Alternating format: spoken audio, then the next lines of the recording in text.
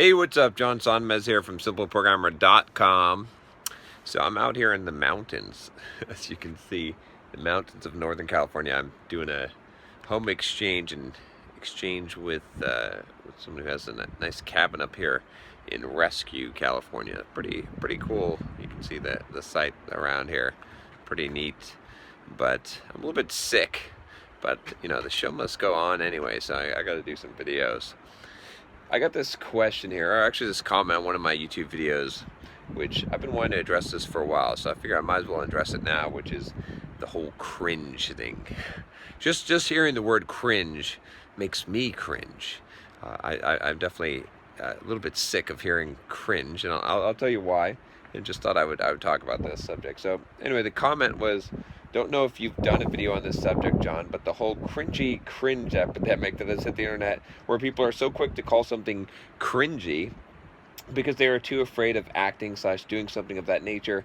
I liked it when you mentioned that you didn't care if someone found your stuff cringy, because I believe it has to do more to do with the individual than the actual thing they are saying.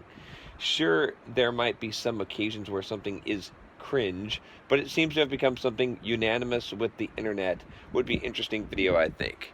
And I agree.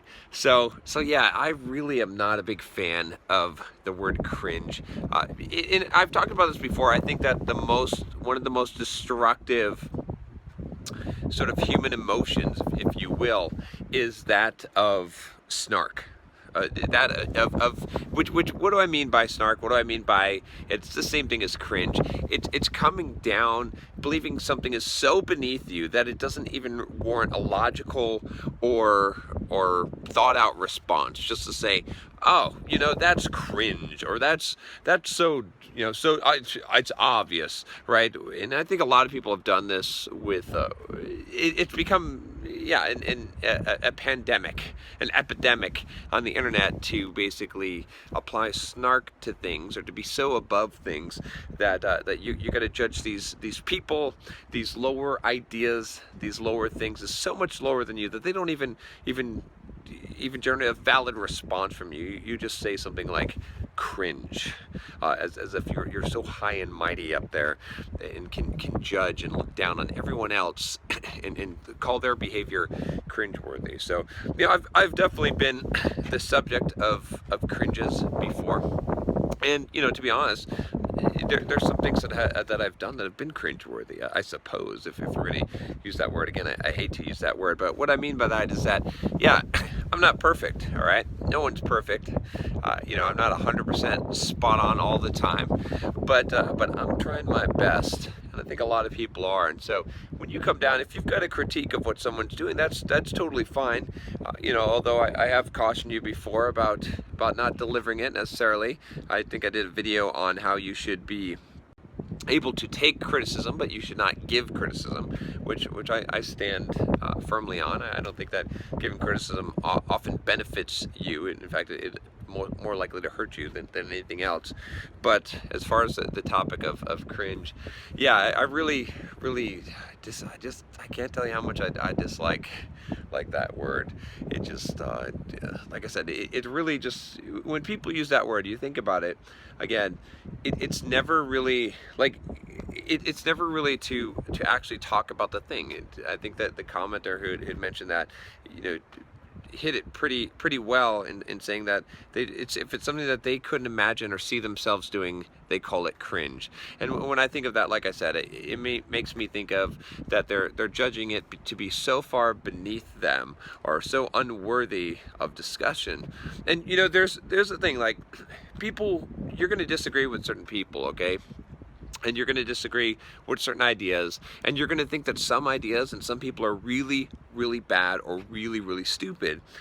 But that's not necessarily true, right? I mean, you can't just go based on like a gut instinct about things. You can't just like suddenly judge or condemn everything just because the populace says it to be so. A lot of the things that people that I think we're seeing today are based on that, or based on some kind of like consensus driven, okay, a whole bunch of people say that this is bad or this is wrong, or that this person's a racist or a bigot or a sexist or whatever it is, or this kind of behavior is absolutely intolerable. It's outrageous. It's outrageous. How much can we get outraged today? How many things are outrageous? They're just so ridiculously outrageous that we got to call them that all the time and call them cringe. You know, I'm not trying to, again, not trying to espouse any kind of political viewpoints, even though you might have inferred that from what I was saying, but I'm saying in general, just this idea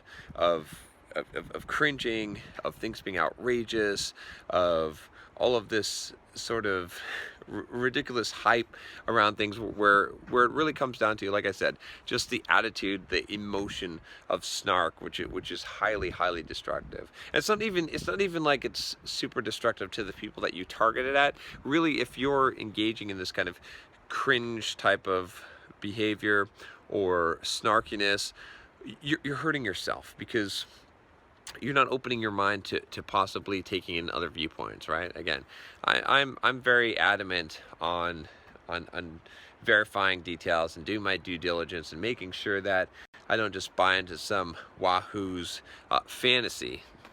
But at the same time, I try to keep my viewpoint and my mind open to things that at first might seem really weird to me, or really strange, or really, like I said before, woo-woo. I mean, a lot of the things that I have found a huge amount of value in the last couple of years of my life here have been things that I would have offhandedly dismissed as cringeworthy, cringeworthy marketing, or with a snarky comment, or would have said, that's crazy, that's woo, that's batshit out there, you know, batshit crazy.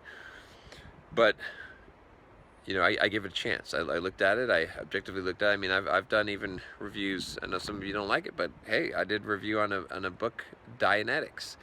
It doesn't mean I'm a damn Scientologist. Some of you you can't find the middle ground, right? You can't understand that you can appreciate or investigate something without necessarily subscribing to it. And that's all I'm saying here. That's all I'm saying, is that just be careful when you use dismissive terms. And that's probably what I should have said from the beginning. I can sum up this whole entire video by saying, be careful when you use dismissive terms like cringeworthy, because cringeworthy, all of those things are dismissive. And that means that you're not considering things. You're just outright saying, I know better. I don't need to actually look at the facts. Don't show me the data. Just based on this one thing alone, I'm going to say this person's a bigot and this is cringeworthy, or whatever it is.